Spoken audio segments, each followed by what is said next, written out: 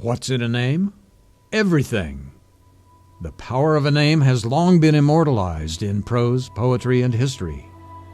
It is your face to the world, your ambassador of quality that reflects your ideals and aspirations. Thompson's, a name, a family, a tradition of excellence. So it is with Thompson's Toyota, where our professional and courteous staff are eager to help you drive home your dream vehicle from the largest selection of new and used Toyota cars and trucks at the best prices. And if your vehicle needs service, our Toyota factory-trained and certified service technicians have the skill and expertise to do the job right and do it right the first time. Thompson's Toyota, where you'll always be treated like family. But why, some say, the moon? Why choose this as our goal? And they may well ask, why climb the highest mountain? Why, 35 years ago, fly the Atlantic? We choose to go to the moon in this decade and do the other things, not because they are easy, but because they are hard. Because that goal will serve to organize and measure the best of our energies and skills. Because that challenge is one that we're willing to accept, one we are unwilling to postpone, and one we intend to win, and the others too.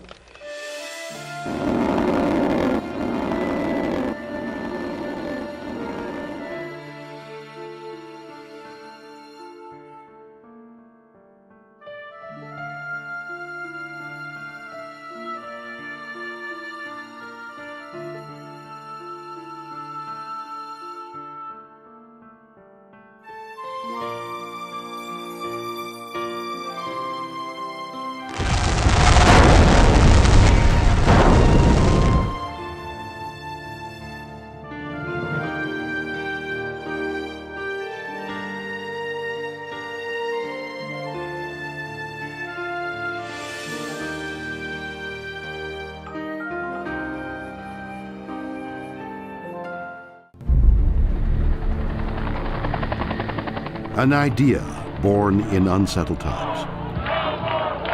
We are going forward. America, the United States, is first in space. Becomes a feat of engineering excellence.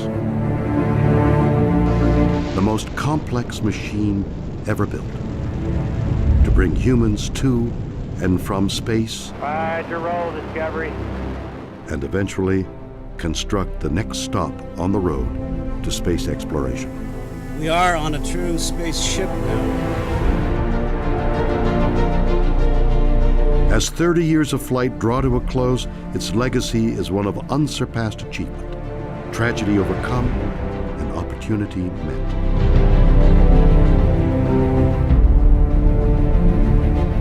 NASA Space Shuttle. Space Shuttle Endeavour is rolling out to Launch Pad 39A at NASA's Kennedy Space Center in Florida.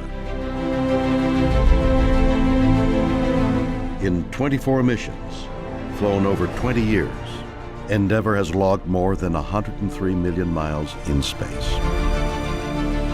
The last of NASA's shuttles to be built, Endeavour prepares for her final flight, STS-134.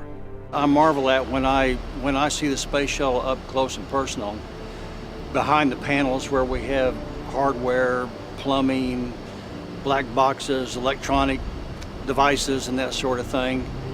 The workmanship that I see in this is astounding. And that points right at the people that do this. When you integrate all that together, it results in what I think has been a marvelous program with the space shuttle.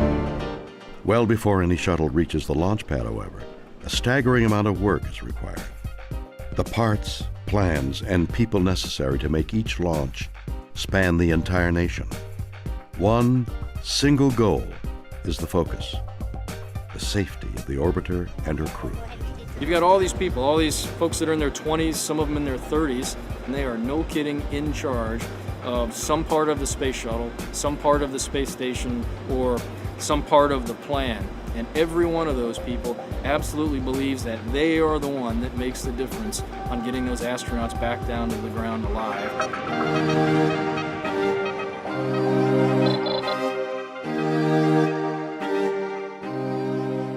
At NASA's Mission Assembly Facility in New Orleans, production begins on the shuttle's external fuel tank. The last of 136 produced here since 1973. Each one 154 feet tall and 27.6 feet around, is capable of handling 535,000 gallons of liquid hydrogen and oxygen, enough to fill 13,375 average household bathtubs. 3 versions of the external tank were created during the program in an effort to reduce the tank's overall weight and allow for heavier shuttle payloads. Around the same time, in Clearfield, Utah, technicians at ATK Launch Systems start work on the shuttle system's solid rocket motors, or boosters. Fire. Together, these SRBs produce nearly 6 million pounds of thrust, about 83% of the thrust needed to push the orbiter into space. The remaining 17% is furnished by the shuttle's 3 main engines, fueled by the external tank. Unlike the orange external tank that is used only once, the boosters detach themselves and parachute into the Atlantic Ocean. They are then retrieved, refurbished, and reused on later missions. The shuttle mission's crew is assigned. Folks on there that are like my brothers and sisters. I mean, we really do get close after a year of training for a flight and having flown in space together. And there's a special bond that comes with that. Right up until launch, a shuttle crew will train in a variety of critical regimens, some basic, others specific to their mission. Simulators, safety and contingency, science experiments, and underwater in the world's largest indoor pool. STS-134 astronauts floating in actual spacesuits trained to work during extravehicular activities, or EVAs. The Neutral Buoyancy Lab, or NBL, at NASA's Johnson Space Center in Houston is the best simulation of microgravity on Earth and ideal for practicing spacewalks. One of the most amazing facilities that we work in is the NBL, the Neutral Buoyancy Lab, and the divers and the guys who help us run the robotic arm are all there to ensure that our spacewalks are flawless. Their efforts in that pool have helped us and made us able to have this program. Every step of a spacewalk, every step of EVA is so critical, and even though we see it every day, that one little safety tether could be life or death. For every hour that they spend in orbit, they'll spend 5 to 6 hours training for that same task. So we've built up from the suit engineers and suit technicians who help them get into the suit. Now we've got trainers who help them learn how to use the suit and learn how to understand the suit. And then we've got divers who support them while they're in the pool. The closer they get to actually flying in the suit, the team of people who help them tends to grow. Maybe not exponentially, but it's certainly getting bigger.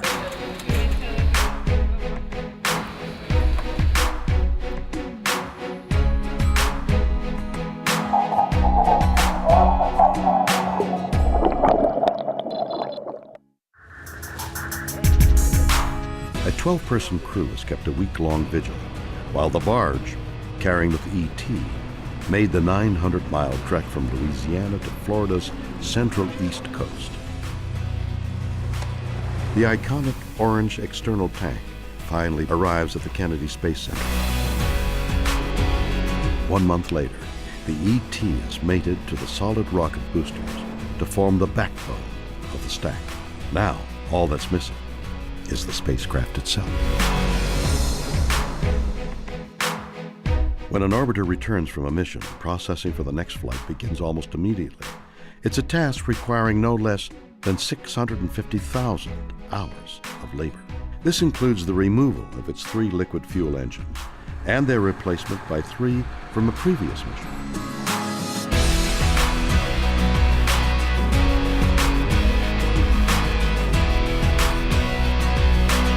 They've been refurbished, inspected, and tested at the Stennis Space Center.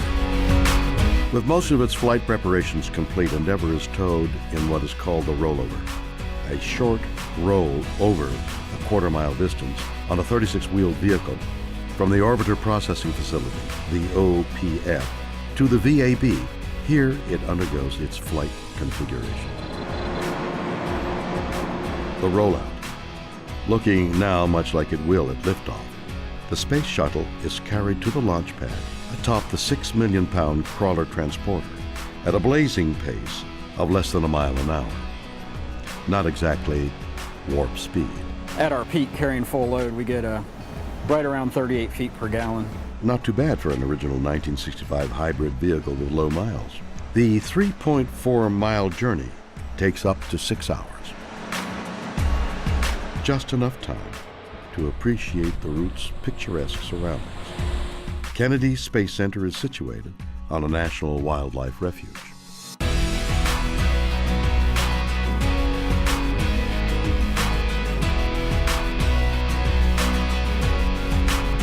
Bald eagles, osprey, and vultures are just a few of the scores of bird species regularly spotted in local skies.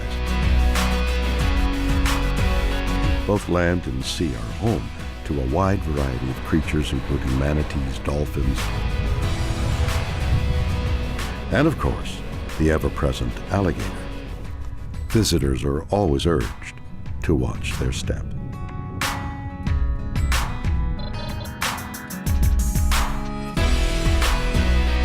Now on the launch pad, the orbiter is ready to take on its main payload.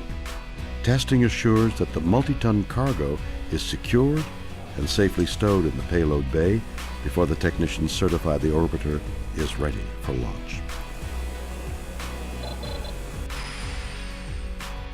Flying T-38 aircraft from Ellington Field in Houston, the crew members arrive at Kennedy's shuttle landing facility. But finally the day comes when you're there and you're getting ready to launch. And you go into launch countdown and it's like going up the hill on that roller coaster. It's full of expectation and you're both thrilled and terrified at the same time because anything could go wrong, but when it goes right, it's a thing of beauty. If there are no issues or concerns, technicians begin fueling the external tank with volatile liquid hydrogen and oxygen. The predominant emotion is pride. There's a tremendous sense of pride in all that not only that you do, but that your teammates do, that people in this very firing room do, and folks all across the country. This is shuttle launch control, T-minus 9 minutes. At the T-minus 9-minute hold, the launch director leads one final pull. We finally come out of the hold at T-minus 9 minutes. I sit back and I watch my data, but I know that there are souls on board that ship whose lives are depending on the launch team to make the right decisions. I don't think about that consciously, the decision-making, authority, and responsibility. I know it's there, but I do think consciously about the crews and the people we're about to put on top of a controlled explosion and get to orbit. This is the NTD conducting the launch status check. All stations verify ready to resume count and go for launch. OTC, OTC go. TVC, TVC go. ETC, ETC's go. LPS, LPS is go. Houston flight. Houston flight is go.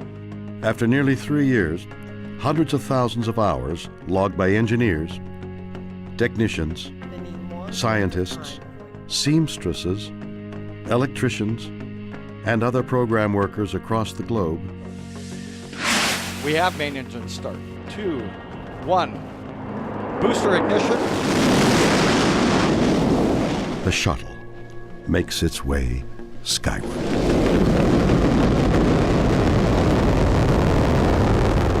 At liftoff, 6.6 million pounds of thrust begin hurtling the vehicle and crew at speeds that'll reach 17,500 miles per hour.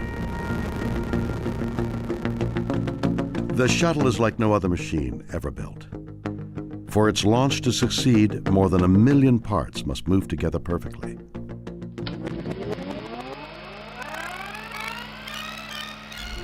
How this engineering marvel came to be is an amazing story that begins in the early 1970s. The Vietnam War is divisive and costly.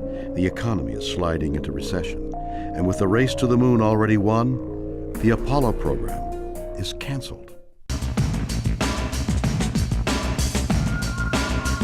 A new mission is sought for NASA to send humans into space, But Mars, for many the next logical step on the path of exploration, is dismissed as too costly, a destination for a country preoccupied with events back on Earth. Instead, on January 5th, 1972, another destination is selected, low Earth orbit. As early as the mid-1960s, NASA had concluded that the technology was available to build and fly a reusable spacecraft. President Nixon really liked the idea and told the NASA administrator, go do it. And the NASA administrator got a call from OMB the next morning, someone there, and said, hey, what the president really meant to say was, you're going to get this much money, and so do as best you can with the space transportation system. And our choice, logically, was, well, you have to have a vehicle first, and so that was the birth of the space shuttle as the first in the three-part space transportation system. Many designs were considered. Often, they combined the best features of different concepts. At that time, they were looking at having jet engines on the shuttle for landing and for transporting it across the country. The idea of the lifting bodies was to bring astronauts home to a conventional runway landing. Previously, all of our spacecraft, which were capsules, came down in the ocean. Someone came up with the idea of a vehicle that could land like an airplane. The key thing was to understand aerodynamic stability across the hypersonic, supersonic, subsonic, and landing speed type of environments that a single vehicle has to fly safely. That was the key thing that was learned from those, and you'll see it reflected in the shape of the space shuttle. One was the use of a lifting body, an aircraft with no conventional wings. Only its fuselage would keep the aircraft airborne and guide it safely back to Earth. They were known as the flying bathtubs. For the first test, the M2F1 was towed behind a car, a souped-up Pontiac. Whitey Whitesides drove that Pontiac across the lake bed at about 120 miles per hour, dragging this flying bathtub behind it. As well as groundbreaking, their tests could also prove ground-shaking.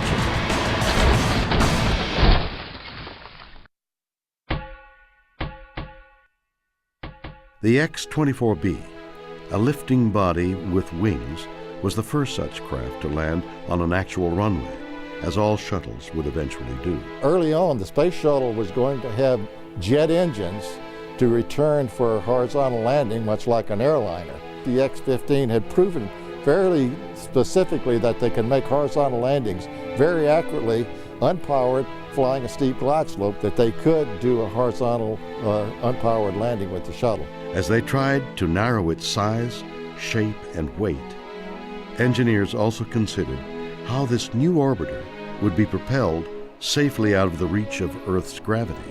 At the Marshall Space Flight Center in Huntsville, home of the rockets that had sent every Mercury, Gemini, and Apollo astronaut into space. All engine running. Liftoff. We have a liftoff. Design teams would devise the partially reusable propulsion system that would finally be adopted. The main engines were always something we paid very close attention to. Lots of moving parts, lots of high energy in very tight places, and very cold liquid on one side of a very small wall and very hot on the other side. When that thing finally lit off, for me, it just showed the power of a space shuttle main engine, and then there's 3 on the back of an orbiter, and then there's the 2 solid rocket motors. That was probably the spark that got me so interested in the space shuttle program in general, and what it took to actually get 1 engine to light, much less 3 and 2 boosters to take the shuttle to orbit. As for the orbiter, spiraling costs forced NASA to abandon equipping it with its own jet engines and escape pod. Originally, it was going to be an air-breathing airplane that would fly to space as a rocket and then come back to Earth. The orbital maneuvering system pods that sit on the back now were to be where deployable air-breathing engines would come out, and it would be able to fly from its intended point of landing to another place if the weather were bad or something like that. NASA's new shuttle would essentially glide its way back to Earth. Producing the components of this new space transportation system fell to familiar names in the space industry. Prime contractor Rockwell North American, now Boeing, had built the Apollo Command Service Module. Morton Thiokol, now ATK, would build the solid rocket boosters, and Martin Marietta, now Lockheed Martin, would construct the ET. Responsibility for producing the Space Shuttle's main engines went to Rocketdyne, now Pratt Whitney. There was a lot of teamwork that was going on. It was bringing people from all across the country, from Kennedy, from Johnson, from Marshall. So many people involved that had to work together. Now, at the beginning, there was a lot of anxiety that we weren't going to work together. But when people got to know each other and could trust each other, that's when the work began. It was an amazing vehicle, in a lot of ways way ahead of its time, to have a reusable spacecraft that could carry such tremendous amounts of cargo to space was unprecedented. September 1976, more than 4.5 years after President Nixon signed off on its development, America's new spacecraft, Constitution, gets its first close-up before the cameras. The orbiter itself was well received by the public, but impassioned fans of a particular long-canceled television series called Star Trek wanted it called something else. They staged a successful write-in campaign, and the orbiter was renamed for the Starship featured on the show. Thus, NASA's new shuttle would be the Enterprise, boldly going as no spacecraft had ever gone before.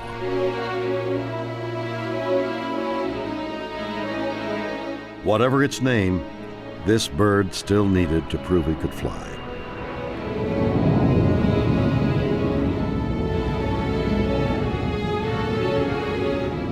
In an age before computer simulations, balsa wood models and wind tunnel testing was the only means to test the airliner-sized glider. We put together a very aggressive flight test profile that consisted of data points continuously all the way down. There was not a matter of 10 seconds went by without another either pitch doublet or a rudder kick or an angle of attack sweep. The things that really turn on a test pilot to fly them as accurately as possible. August 12, 1977. On a crystal clear California morning, high above the Mojave Desert, 2 NASA test pilots ready for Enterprise's first flight. The plan was for Fred Hayes, Jr. and Gordon Fullerton to lift the orbiter off a modified 747, then land on a dry lake bed 15,000 feet below. The thing that we were most concerned about was if we were going to be able to get to a launch speed, if Fitz Fulton was going to be able to put the 747 into a slight dive so that we would have enough lift on the Enterprise to, when we did push the separation button, blow the bolts, to lift away from the airplane without hitting Fitz's tail.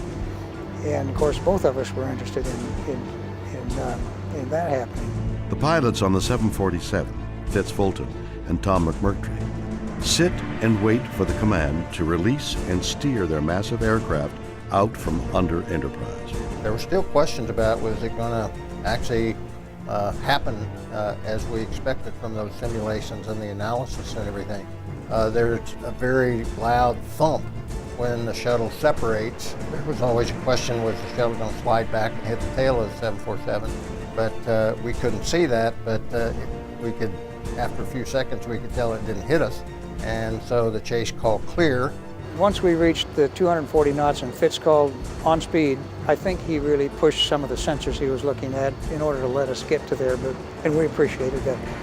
But once we heard Fitz say on speed, I pushed the separation button and we just broke free. We had about 1.5 Gs of lift. Honestly, that was probably the most exciting moment in the approach and landing test, to feel and be there when the shuttle separated from the 747. By all accounts, this first freefall test is a success. 5 weeks later, Enterprise is brought to 22,000 feet for her second freefall test. Pilots Joe Engel and Dick Truly have only 2 minutes to capture flight and maneuvering data before landing the aircraft again without any engines. It was a real team effort, and the challenge was for Dick Truly and I to fly that profile and fly those data points, those maneuvers, as precisely as possible to give them the best data possible. It was a test pilot's dream. A total of 16 taxi, captive, and drop tests confirmed the soundness of the craft's design and green-lighted production of the first space-worthy orbiter.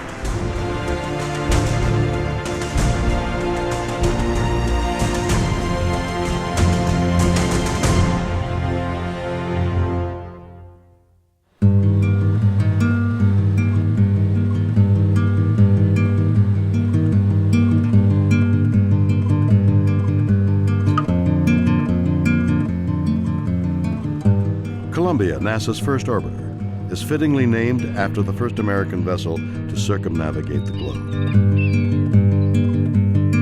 However, Columbia quickly becomes a daunting challenge for NASA. Its complex makeup had engineers struggling constantly to reduce Columbia's weight and simplify construction. Especially frustrating was keeping the orbiter's ceramic tiles attached to its fuselage. More than 25,000 of them fit together to protect Columbia from the searing 3,000-degree heat of re-entry. We were having a lot of problems with the thermal protection system of the tiles. The way we were trying to glue them on, they wouldn't stay on. And we had to come up with a way of making sure that they'd stay on.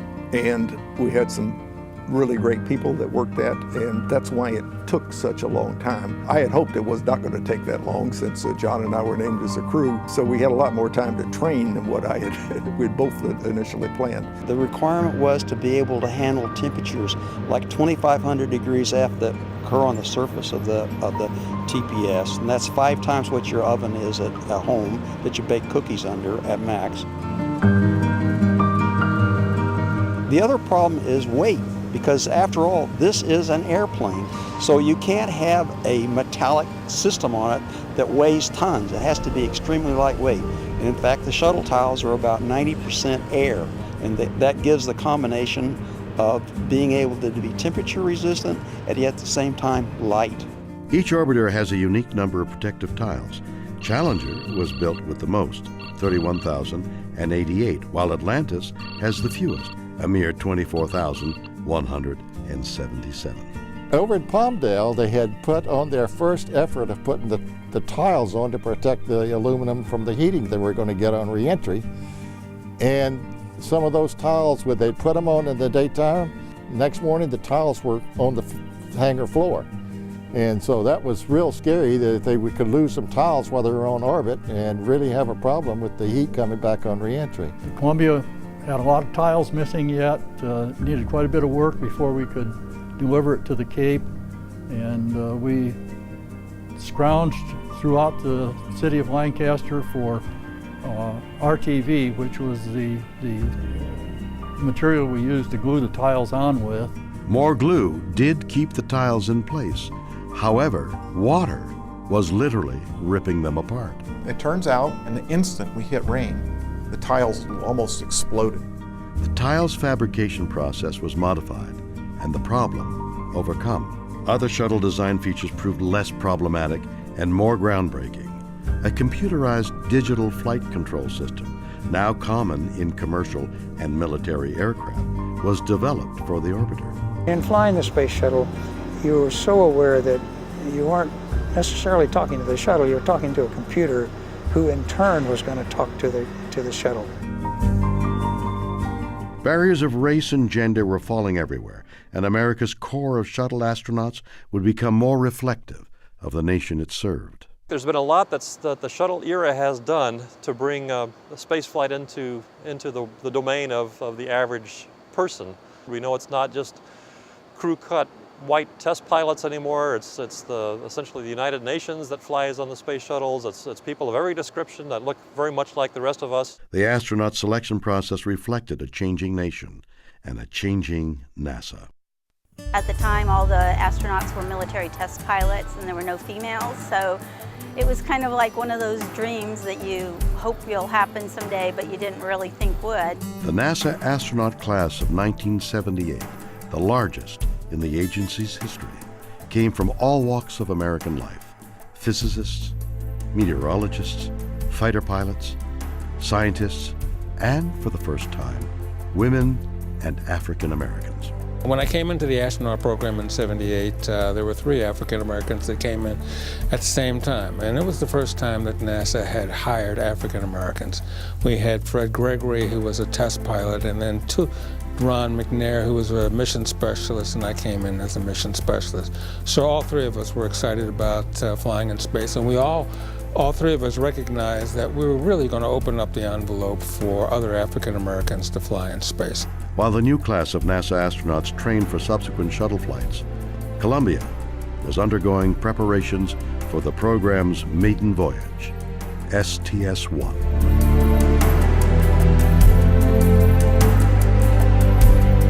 Veteran astronaut John Young, one of the 12 men to set foot on the moon, is in command. His pilot is first-time flyer Bob Crippen. To be sitting on board up there with my buddy John Young and get to experience the whole thing from ascent and being on orbit to flying re-entry, it was one of the high points of my career.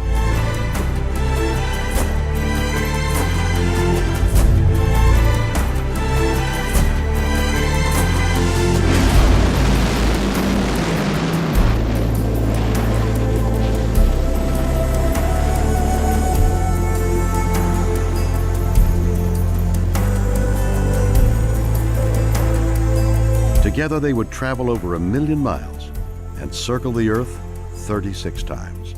The launch finally occurred. We'd been waiting and postponing, and when it finally lifted off and we knew it was going and achieved orbit, we were all in anxious anticipation for what was going to happen next. Launched like a rocket 2 days earlier, Columbia lands as a glider on the dry lake bed of Edwards Air Force Base in California. Watching out the window, watching the sea and the clouds rush by, it actually gave a sense of speed, more so than when we were up in orbit, being much higher. I think they were all very relieved because there had been some concern because we had lost some tiles initially on the orbit, and they didn't know whether we'd lost any on the bottom or not. Flew down over the San Joaquin Valley. We do a big turnaround to land on the lake bed for that first flight. I remember when John went into a bank, a big left bank, I looked down at the lake bed, and there's thousands of people out there. And John, look at all those folks, which had come out to see us land. Joe Engle was chased, and hear his voice coming in on final, talking to John Young and Cripp in the airplane that they were right on glide slope, coming in for a landing. And then have that landing, and then have John Young do his Young dance. He was just so elated. It was such a magnificent flying machine to him at that time. The first time I really saw a real shuttle was Columbia, when it was out on the lake bed after the landing, and I'm walking around it. I couldn't believe they sent that big a mass up in the air. People really thought this was all impossible. So what we have done and shown and demonstrated through the shuttle program is we've shown that we can take the impossible and make it possible. Thousands of spectators line up along the landing strip to greet the shuttle and its 2-man crew. Anyone who was associated with the program or there just to see the shuttle return, I think felt a lot of pride in our country and our space program. And so those emotions were, finally released, and you said, wow, the flight was done safely. They're back home. The shuttle really does work. It's a great program. It's got a great future ahead of it. Hey, this thing works. An ending for the space shuttle becomes a beginning for a space-bound successor. Soon, America will again send astronauts into orbit and beyond to do what NASA does best: explore.